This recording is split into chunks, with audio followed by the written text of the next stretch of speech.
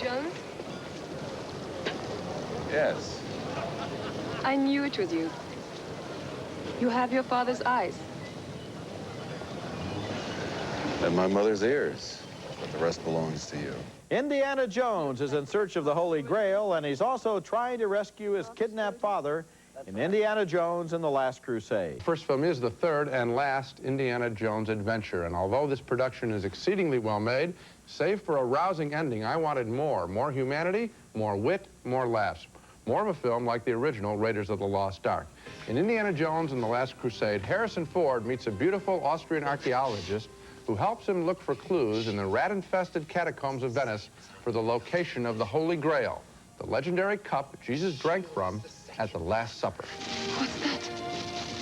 It's a rubbing Dad made of the Grail tablet. Just like your father. Giddy as a schoolboy. Wouldn't it be wonderful if he were here now to see this? He never would have made it past the rats. He hates rats. He's scared to death of them.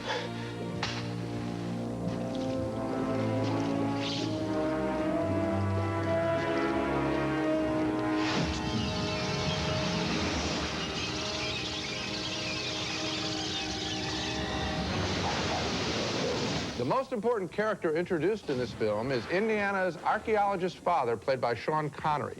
He's been captured by the Nazis, who also want to find the Holy Grail. I will take the book now. What book? You have the diary in your pocket. You don't?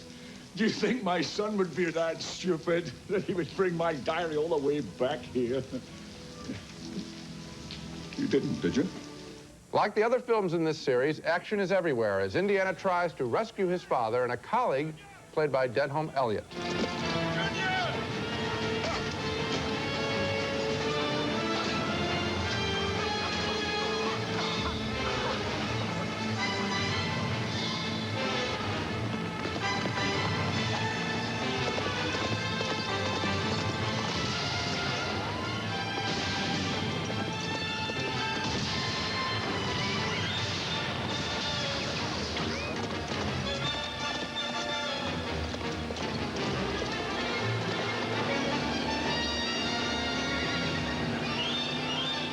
What's good about the film, very good, is its slam-bang ending that takes time to question what's more important, objects or a family. What is so about the movie is its machine-like march through Nazi lairs and caves in the hunt for the Holy Grail. None of it is bad, it's just of a piece. Thunderous to the point of pushing one away from the screen. And I didn't believe the father-son relationship between Connery and Ford. I just saw two good actors occupying the same space next to each other. So are you voting thumbs down? Yeah, reluctantly. Because I'm voting thumbs up. I enjoyed it. One thing I will agree with you, though, is that the plots are very similar between this one and the first one. Remember, in the first one, the Nazis were after the Ark of the Covenant. Right. This time, they're after the Holy Grail. Right.